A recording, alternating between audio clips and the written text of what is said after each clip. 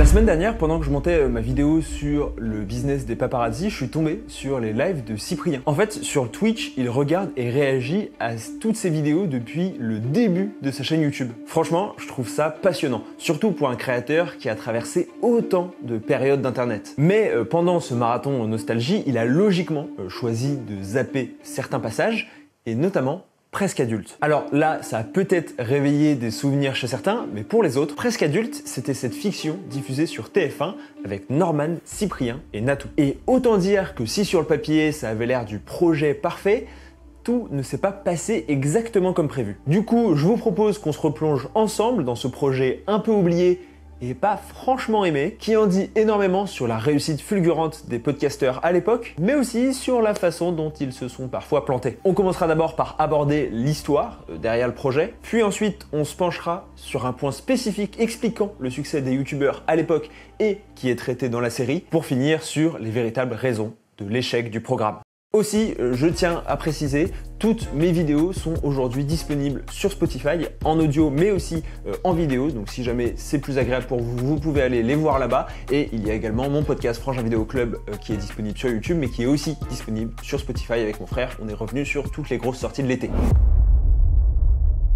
Alors avant d'entrer dans le vif du sujet, il faut évidemment que j'adresse l'élément qui est au milieu de la pièce, le cas de Norman. En 2022, il avait été placé en garde à vue dans une grave affaire de VSS avant que l'affaire soit finalement classée sans suite. Si ça vous intéresse, j'en avais plus longuement parlé dans ma vidéo sur les excuses des youtubeurs, mais là, il faut se remettre dans le contexte de 2017. Les premières accusations le concernant au sein du mouvement Balance ton youtubeur n'arriveront qu'un an après. Même si, il faut l'avouer, comme pour le Zapping Amazing, ça rend quelques passages extrêmement gênants au moment du revisionnage. J'adore les mômes. T'as pas de môme, Norman. Enfin, j'adore les mômes des autres, quoi. Ouais, non, oublie cette phrase, c'était chelou, c'est pas ce que je voulais dire. Bref, à l'origine, Presque adulte est un projet de film porté par Norman et Cyprien. L'objectif est de raconter leur quotidien un peu hors norme de stars d'internet et d'adultes en devenir. Souvenez-vous bien, à l'époque, les youtubeurs ne sont pas encore complètement sortis de leur chambre. Norman a connu un énorme bid au cinéma avec Pas très normal activité et Le Manoir s'apprête à connaître un destin similaire. La télé est certes arrivée sur YouTube par le biais de Canal+ avec Studio Bagel ou M6 avec Golden Moustache, mais à part l'Hollywood ou le Palma Show, peu de créateurs ont fait le chemin inverse. Il y a une forme de méfiance des milieux culturels et télévisuels qui s'explique aussi par une simple question de capital symbolique, comme dirait Bourdieu. La télé et le cinéma conservent un prestige que YouTube n'a pas encore à l'époque. Alors finalement, le long métrage initialement prévu ne parvient pas à trouver preneur et se transforme en série avant de finalement devenir un programme court. Il atterrit alors chez TF1 qui cherchait quelque chose pour remplacer nos chers voisins. Comme pour Scène de ménage ou Un gars, une fille, ce sont des petites fictions très courtes diffusées souvent avant la grosse émission en prime time. Natou rejoint alors le projet pour compléter ce qui sera finalement un trio principal. Le pitch de base ne bougeant pas totalement, et même s'il se focalisera beaucoup plus sur la question générationnelle et la difficulté pour les personnages de se sentir pleinement adultes. Jules Fou et Flaubert accompagneront même Cyprien et Norman à l'écriture. 10 épisodes d'environ 6 minutes sont produits et seront donc diffusés chaque samedi à 20h45 sur TF1. Puis, 2 semaines après, sur les chaînes des créateurs de contenu avec une répartition selon l'importance prise par le personnage. Par exemple, si jamais l'épisode se focalise plus sur le personnage de Norman, ça sera diffusé sur la chaîne de Norman, Cyprien, Natou. Vous avez compris. Les audiences ne sont pas trop mauvaises, que ce soit à la télé ou sur YouTube, sans que ça soit exceptionnel. Mais c'est plutôt au niveau des retours que c'est compliqué. En commentaire et sur les réseaux sociaux, les fans se plaignent du ton et de l'aspect trop sage et télévisuel du programme, et Presque adulte ne parvient pas à marquer les esprits. Aujourd'hui, la série est notée 2,5 sur 5 sur Allociné et 3,2 sur 10 sur Sens Critique. Quelques années plus tard, en interview, Norman confiera avoir perdu complètement le contrôle créatif de la série à force d'avoir modifié le projet initial. Pourtant, au moment de la sortie, les créateurs l'assuraient. TF1 n'avait fait preuve d'aucune ingérence dans le processus de création. Très simple, les scripts que les gens vont voir à la télé, enfin les scénarios que les gens vont voir à la télé ou sur YouTube, n'ont pas du tout été modifiés par TF1, c'est vraiment tel quel. Ouais. Ils ont tout accepté. En fait, le producteur nous a fait confiance, le diffuseur nous fait confiance, donc du coup, on a été super libres. Voilà, complètement libre, donc à ce niveau-là, c'est super cool. Et évidemment, j'avais perdu le contrôle du truc. Alors je dis pas que si j'avais gardé le contrôle, ça aurait été excellent, on peut jamais dire ça, mais il y a beaucoup de gens dans la boucle, beaucoup de gens plein de talent, hein. Mais au bout d'un moment, quand tu tords le bras à une idée 10 fois de suite, ça donne un truc un peu chelou. Ça donnait un truc qui correspondait pas du tout en tout cas à ce que je voulais à 0%.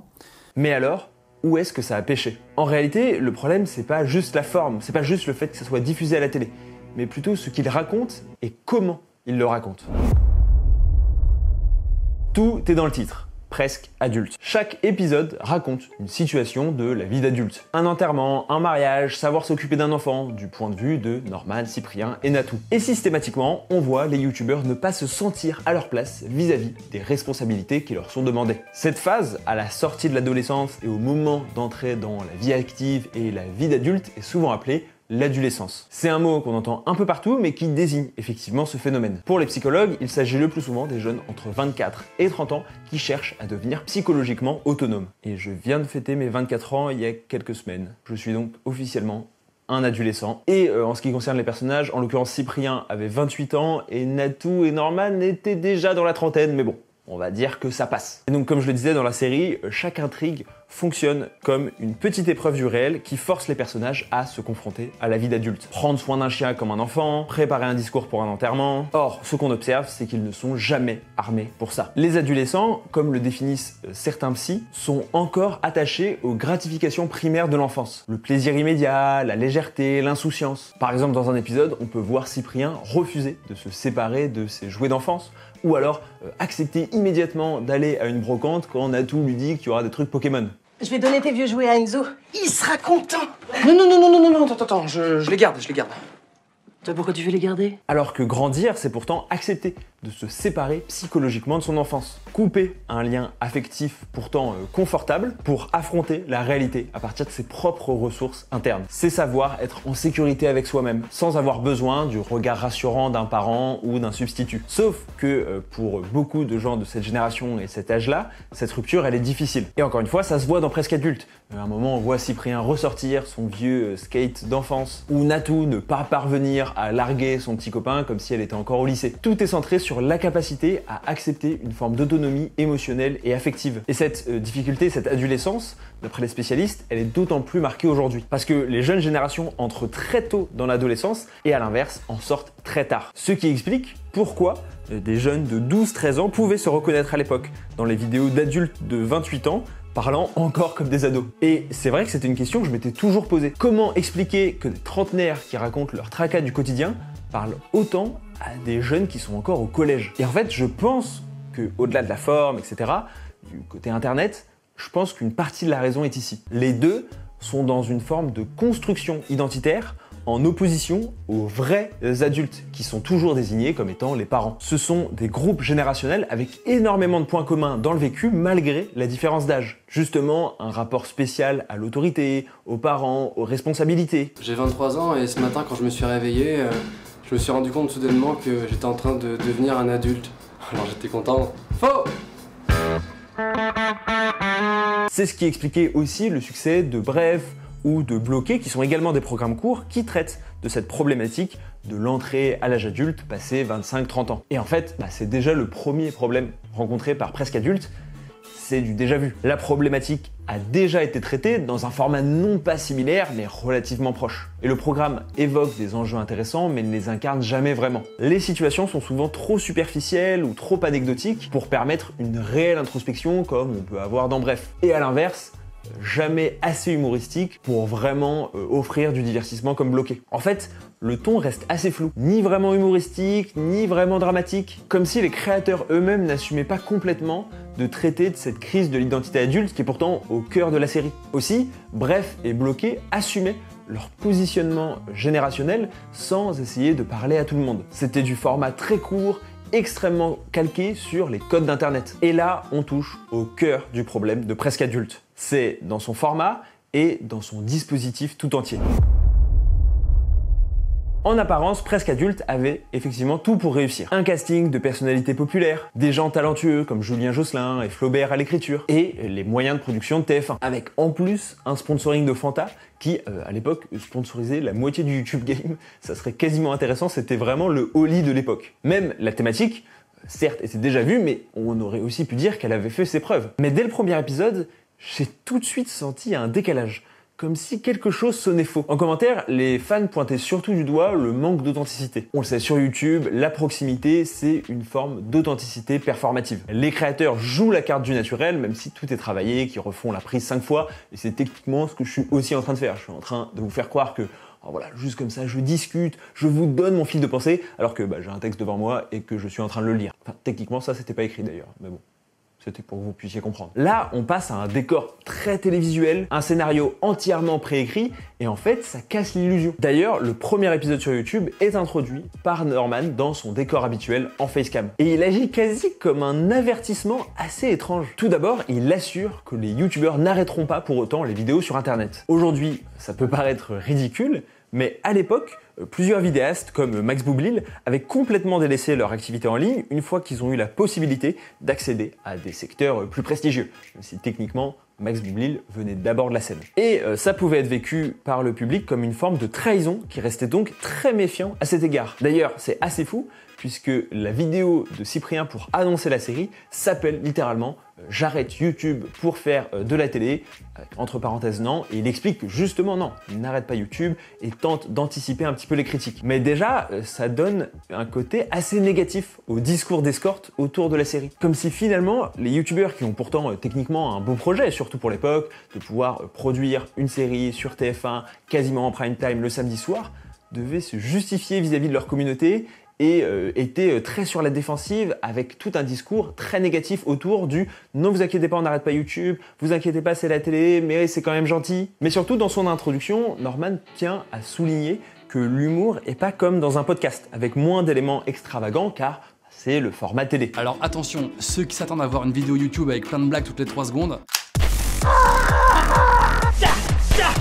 Bonjour, je suis un personnage de podcast. Et c'est pas du tout ça. Pourtant, le type d'humour autour des tracas et des observations du quotidien reste le même. Et pour cause, dès le premier épisode, Norman reprend une blague qu'il avait déjà faite dans un podcast pour l'adapter ici sur le fait que son père ne sache pas utiliser la barre espace et utilise des points entre chaque mot. Mais t'es sûr qu'il est là au moins ton père? Bah oui, il a envoyé un texto je crois. Oui, point, tu, point, peu, point, passé. Ouais, il a jamais trouvé à toucher espace sur ses téléphones. Ok, à tout de suite. J'ai peur que bientôt on envoie comme nos parents des textos avec des points entre les mots. Bonjour, point fiston, point. Ça, point, va. Pareil pour quand son père dit YubiTube au lieu de YouTube, qui correspond à peu près à une blague que Cyprien avait faite dans Les Vieux et la technologie. Et toi alors, la vie ça va? Ça se passe bien sur YouTube? J'ai l'impression qu'ils font tout leur possible, ils font leur maximum pour se tromper. Ouh là là, je capte mal la Wi-Fi. Peut-être redémarrer la pasta box. D'ailleurs, j'ai un petit message à toutes les personnes âgées qui regardent cette vidéo. Arrêtez tout de suite, de manière immédiate, le jeu de mots face de bouc. On arrête, s'il vous plaît. Et c'est intéressant parce qu'on voit bien que du coup le problème c'est pas la blague en tant que telle qui passe assez bien et qui a été assez bien reçue dans les podcasts, mais dans le mode d'énonciation. Dans un cas, la facecam et l'adresse directe du créateur vont créer une forme de connivence qui nous fait penser que la blague est une simple anecdote, avec la possibilité de l'illustrer avec un petit sketch avec des perruques et de l'emmener un peu plus loin. Dans Presque Adulte, ça tombe quasi systématiquement à plat parce que c'est souvent trop anecdotique pour provoquer un rire et trop convenu pour surprendre dans un contexte scripté. Parce que le problème, c'est que en fiction, et là pour le coup, il n'y a pas de doute, on sait qu'on est dans une fiction, du coup, on ne croit plus au naturel. Et ce qui va provoquer un rire chez le spectateur va demander beaucoup plus d'efforts que dans un contexte qui apparaît comme non scripté et qui apparaît comme plus naturel. Alors, tout paraît surjoué, comme si Norman nous racontait une anecdote, mais cette fois qu'on voyait le prompteur. Et en fait, même si Norman et Cyprien assurent que TF1 n'a pas mis son nez dedans, et je veux absolument bien les croire, on sent qu'il y a eu une forme d'auto-censure ou d'auto-formatage. Marshall McLuhan disait « le médium, c'est le message », et là, le médium, c'est clairement le programme court télévisuel. Apparemment, la chaîne aurait même été étonnée que ça soit aussi peu trash. Et ça se comprend quand on voit le résultat final. Alors, peut-être qu'entre 2 pauses pub, avant de regarder The Voice, le côté bon sentiment et les 3 blagues sur les différences de génération peuvent faire l'affaire, mais sur Internet, aucun doute, en tout cas, pour moi, ça ne fonctionne pas. D'ailleurs, dites-moi si vous avez vu la série, si vous en avez des souvenirs, qu'est-ce que vous en aviez pensé? Parce qu'en commentaire, là je dis que les retours sont négatifs, mais Il y a aussi des gens qui ont l'air d'avoir beaucoup apprécié. Donc ça m'intéresse, parce que là, j'expose mon avis et qui ressemble à l'avis général. Qu'est-ce que vous en aviez pensé à l'époque? Est-ce que vous vous en souvenez? Et qu'est-ce que vous en pensez aujourd'hui si vous l'avez vu récemment? En fait, le rythme est trop lent pour être efficace d'un point de vue de l'humour, et les épisodes trop courts pour développer un véritable fil narratif captivant. Et puis, il faut qu'on parle du problème principal de Presque Adulte, la gestion des personas. Le persona, pour faire court, c'est l'identité médiatique d'une célébrité. Par exemple, Cyprien Iov existe dans la vraie vie, sauf que le Cyprien que nous, on connaît, ce n'est qu'une projection médiatique et donc lacunaire du vrai Cyprien Iov qui existe dans la vraie vie. Et c'est ça, le persona. Un jour, on en parlera plus en détail dans une prochaine vidéo, mais bref. On a appris à connaître les personas de Natou, Norman, Cyprien sur YouTube à travers leurs vidéos. Or, la série prétend nous les présenter tels quels, puisqu'ils gardent les mêmes prénoms et les mêmes personnalités que celles présentées en ligne. Donc ces trois personnages, c'est Natou, Cyprien et moi. On joue nos propres rôles, c'est-à-dire que voilà, nous on est des parfois trentenaires, parfois pré-trentenaires. Sauf que c'est pas eux. Je veux dire, déjà, évidemment que c'est pas vraiment eux, parce que ils ne sont pas exactement ce qu'ils laissent transparaître dans leurs vidéos. On l'a appris au fil du temps, en particulier pour l'un des trois. Sauf que là, c'est pas non plus le persona qu'on a appris à connaître en ligne. C'en est un troisième, puisque dans la série, Norman, Natou et Cyprien sont amis d'enfance, ce qui n'est pas le cas dans la vraie vie. Et donc c'est ni leur vraie personnalité, ni le persona qu'on connaissait sur YouTube. C'est une fiction hybride qui du coup perd tout ancrage. D'ailleurs, ils ont aussi fait le choix de quasiment pas parler de leur activité de créateur de contenu, qui constitue pourtant l'essentiel de ce pourquoi on les connaît. J'imagine que le choix a été fait pour pas trop brusquer les téléspectateurs de TF1. Encore une fois, on se retrouve donc face à des personnages qu'on a l'impression de connaître, mais en fait pas vraiment. Ce qui rend toute attache émotionnelle et investissement dans leur histoire impossible. On entre dans une sorte de vallée de l'étrange du persona où on n'arrive pas très bien à déterminer ce qu'on est en train de regarder. En fait, de manière générale, Presque Adulte est clairement un cas de contexte collapse. À savoir, un effondrement des contextes, c'est un terme qui est apparu dans les études sur l'interaction humaine en ligne et qui désigne donc le phénomène où des audiences multiples et hétérogènes se retrouvent soudain mêlées dans un même espace. Alors, un contenu initialement destiné à un groupe précis est exposé à d'autres publics qu'on ne partage pas forcément les codes ou le contexte, ce qui mène souvent à des réactions négatives ou des incompréhensions. Par exemple, c'est le cas si jamais vous avez Twitter ou même TikTok et que parfois ça dépasse votre base de mutu ou de followers, vous vous rendez très compte du contexte collapse parce que vous allez avoir des gens qui vont vous faire raconter l'inverse ou complètement autre chose que ce que vous avez dit ou vont faire des procès d'intention.